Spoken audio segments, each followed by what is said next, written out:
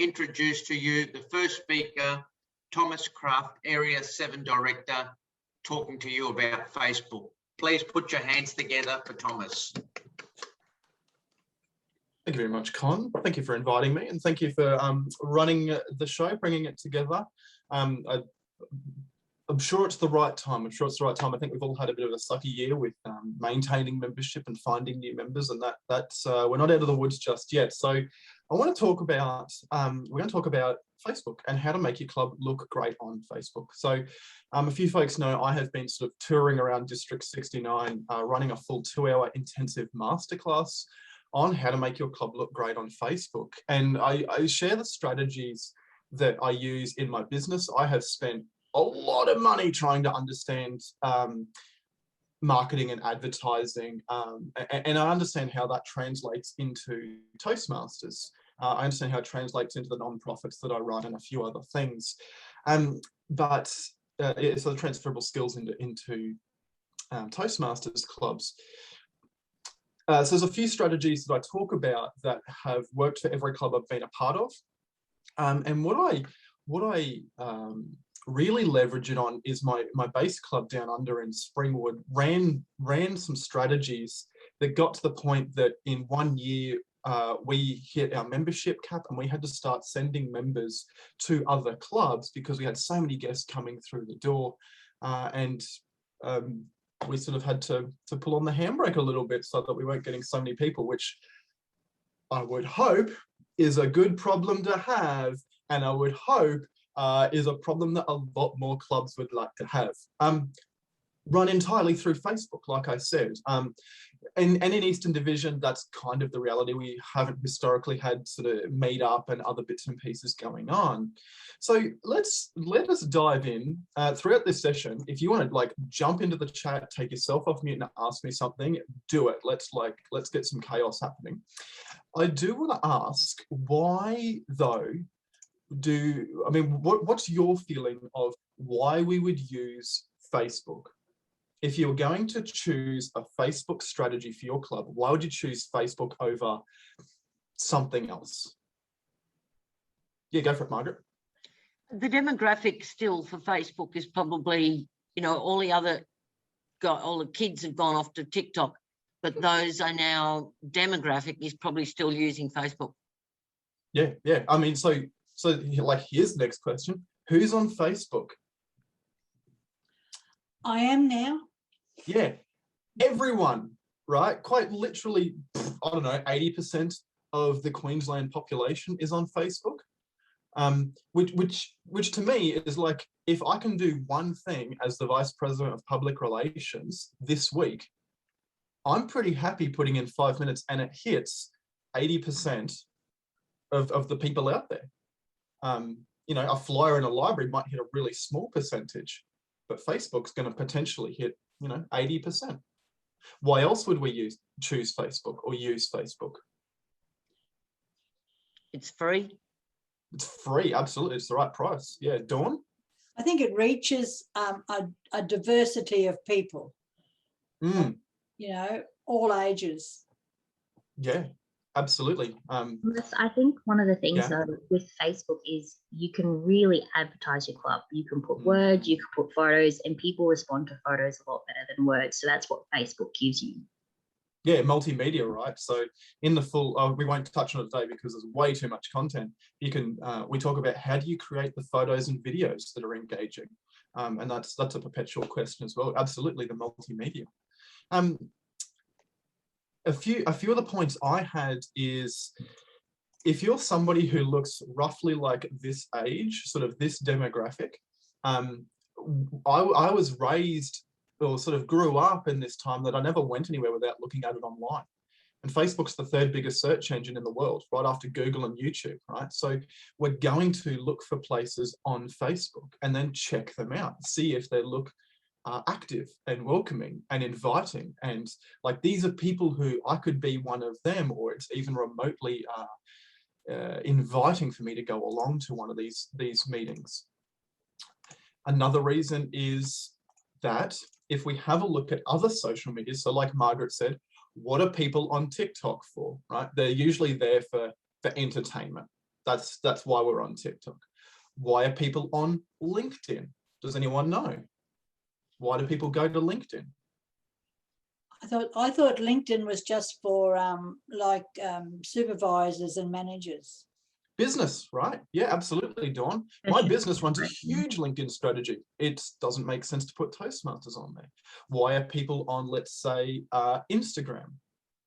Usually because they want to see photos and it's a bit sort of, it's a bit creative. It's a bit different. But on Facebook, people go there because it's social. We go there because it's social. We go there to connect with friends. We go there to see what our friends are up to. And for that reason, Facebook gives us a beautiful extension of the word of mouth strategy that we're running. Meaning somebody like Con perhaps will like a post from his club's Facebook page. It shows up to his friends and his friends go, oh, Con's a cool dude. What's this cool looking thing he's doing? And we start to get that reach throughout networks of people who interact with us on Facebook. And the last reason I think is because everybody's on Facebook and because a lot of us run Facebook pages for some reason, the learning curve is really small. It took me months to understand LinkedIn. Facebook is pretty straightforward. It's pretty straightforward for most of us. So the learning curve, you can jump into it and let's say, 1 month into the role, happy days. So that's the reason I love Facebook. To me, it just seems it seems easy. I don't want to do, maybe, I don't know, maybe you guys are different, but I'm not sort of getting to the end of my work per week as a vice president of public relations going, I have hours left at the end of my week. I want to do more. I have more work that I would like to do. Being easy, that sort of lazy element is hugely appealing to me. And I can reach 80% of people out there. Second question, second sort of section we're going to talk about here is, can you just give me a little wave for those of us who are on video, or give me a little wave or put a yes in the chat if, I forgot the question, I have to check my notes, I'm sorry. If your club has a Facebook page, that was it. Just, yep, yes in the chat, yep, everybody's got one, cool. So I want you to have a think, and this is like no judgment, I'm not gonna go follow up or check, you just be honest with yourself here. Have a think about your club's Facebook page and tell me who that page is for. If somebody were to look at that page, who is it aimed at? Yeah, Margaret? Unfortunately, most of us are doing it for our other members, and that's not the people we want to attract. Okay, yep. Conversely, Tia's dropped in the chat guests, so club page targeted at guests. Guests, members, anybody got one of those or something different? What about you, Jim? Con? I'm a member of 2 clubs. Yep. Brisbane Central Toastmasters has a Facebook page, and our BPPR a few years ago is a marketing, his business is marketing. So that Facebook page has skyrocketed, and Brisbane Central has got over 30 members now. So it's very successful because that Facebook page is primarily used as a free advertising medium to attract guests to come to the meeting. The second club I'm a member of, DC Toastmasters, they had an executive meeting 3 years ago, and they decided they didn't want all of their private posts to be made public for everyone. So it was just a closed group, and it only had 8 people on it. At the last meeting, I told them what the benefit, I asked the question, what is the benefit of that? The primary purpose of this Facebook page is to go out and attract more guests to bring to the club. So they've decided to open it up and make it semi-public till I can twist their arm more to make it fully public so that they can attract to bring new members to the club. Thanks, Thomas. Yeah, cool. And I think it sounds like Margaret, you've listened to me before, but this is the number one issue I see clubs have, which is I ask this question and 80% of the room tells me that it's aimed at their members, right?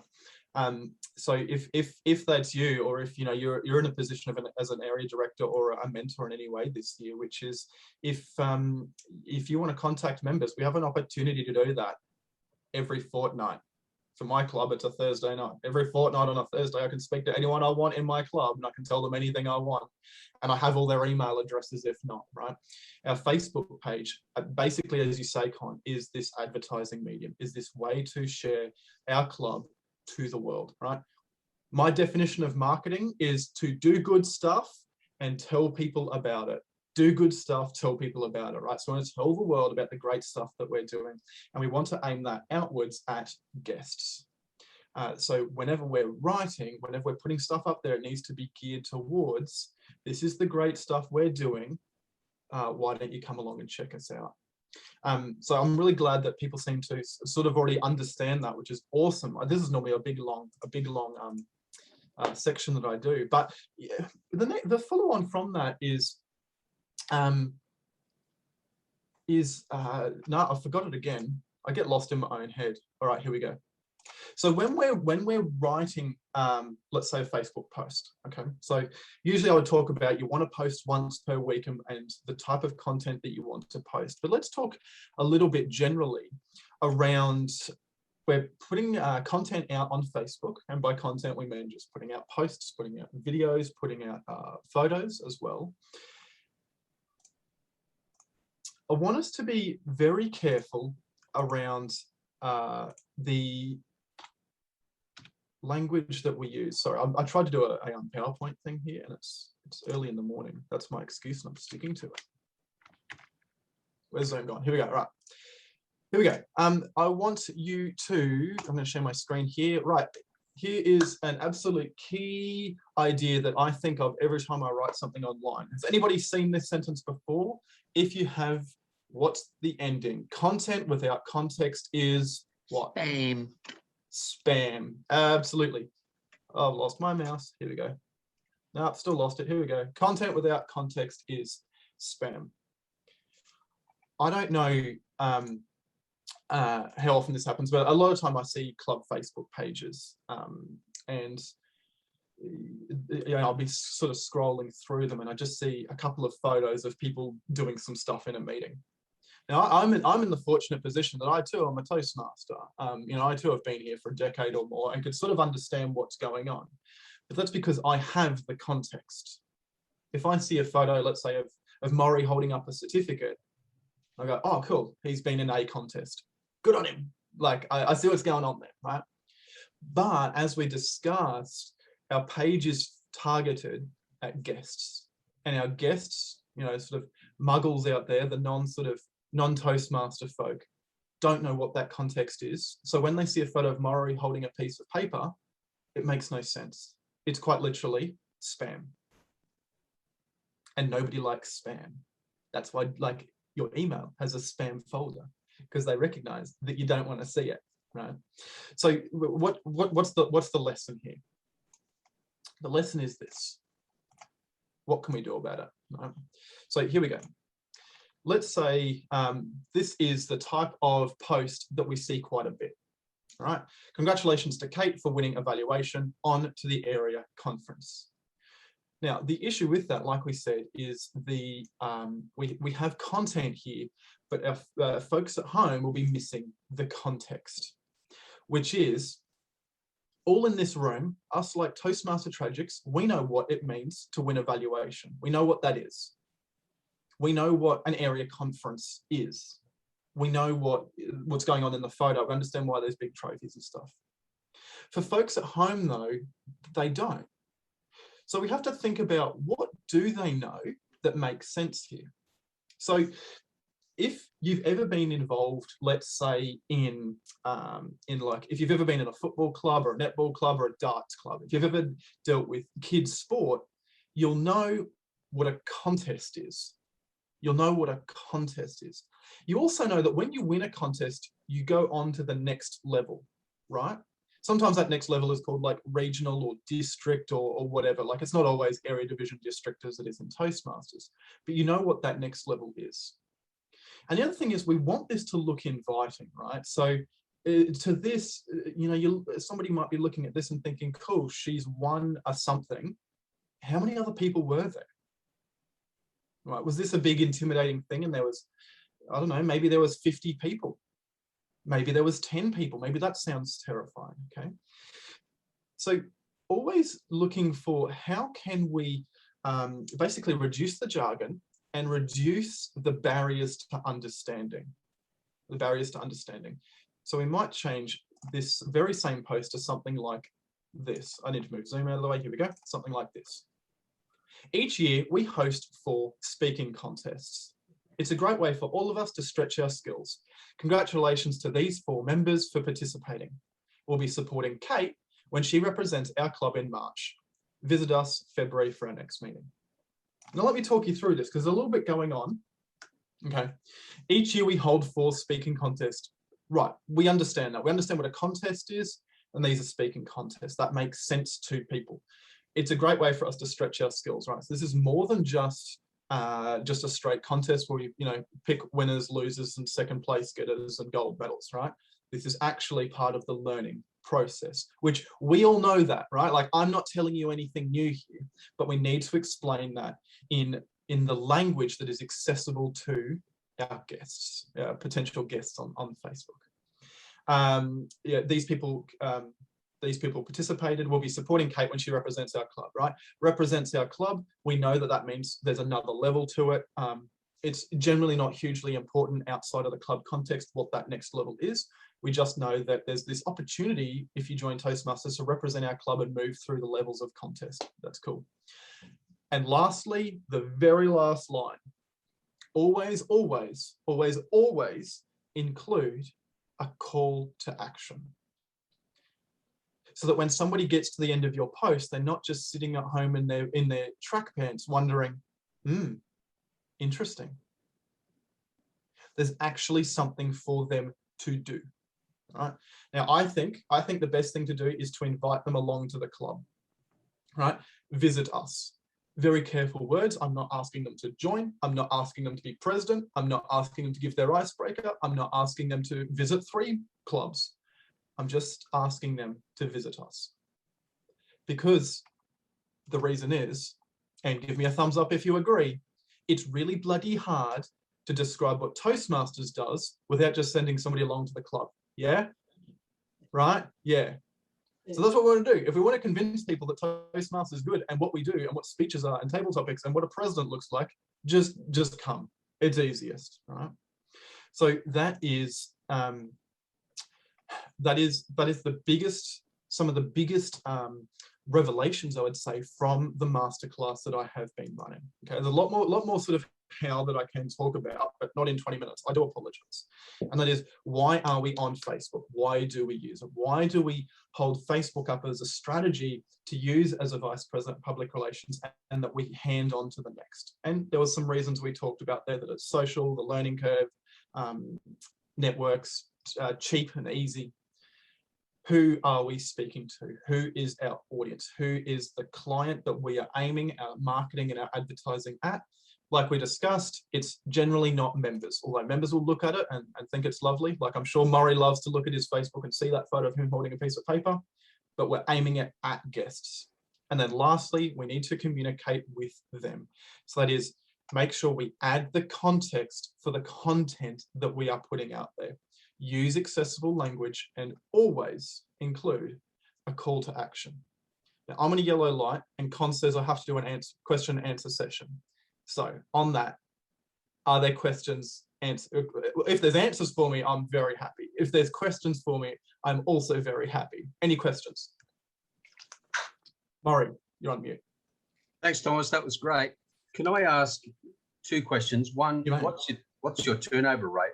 You get a lot of people through the door. Do they stick? And secondly, at our club, we seem to have a lot of contacts. So therefore, our footprint out there seems to be working, but we struggle to get them through the door. Yep. Okay. What is our, I forgot what rate you called it. In the year that I was tracking this data at Down Under, I forget the number of guests we had, but we did not go a meeting without a guest. Not one. We had meetings where we literally had 6 and 7 guests in the room, which that's a freaking logistical nightmare, right? You walk in as VPPR, it's like all these people are coming at you, right? Our conversion rate for that year was 83%. 83% of guests who walk through the door would sign a Form 400 and give an icebreaker. For planning purposes, if you don't know what your conversion rate is for planning purposes, I would say go with 50%. If 10 guests walk in, you'll get 5 members. As for the other issue you mentioned there about you've got contacts, but getting them through the door, this is completely a nurture sequence, is what I would call this, right? So let's say I see your club somewhere and I send an email and I say, hey, I'm interested, now what? And you send an email back and says, that's awesome to hear, Thomas, you look like a handsome guy. We'd love to have you. We meet on the 8th of August in this location, but then you never see me. So I would make sure after every meeting, you're adding those people to some sort of email list. So sorry, add those people to some sort of email list. And after every meeting, send them a follow-up email. Just like, hey, Thomas, we missed you.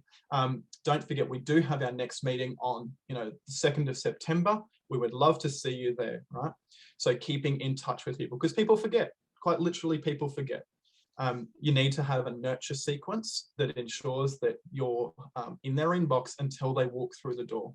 And then when they walk through the door, stay on them as well. The best person to speak to about that is actually down here, Kate Norris. She has a email sequence and a tracker that basically she built and I used as well. It's brilliant. Send her a message if you would like to know more. Is that me done, Jim? Or is that the end of my talking session? Ask Con, he's the Toastmaster. All right, Con, what's the verdict? That's great, Thomas. Thank you very much. Can you all give Thomas a big round of applause? And we're on time.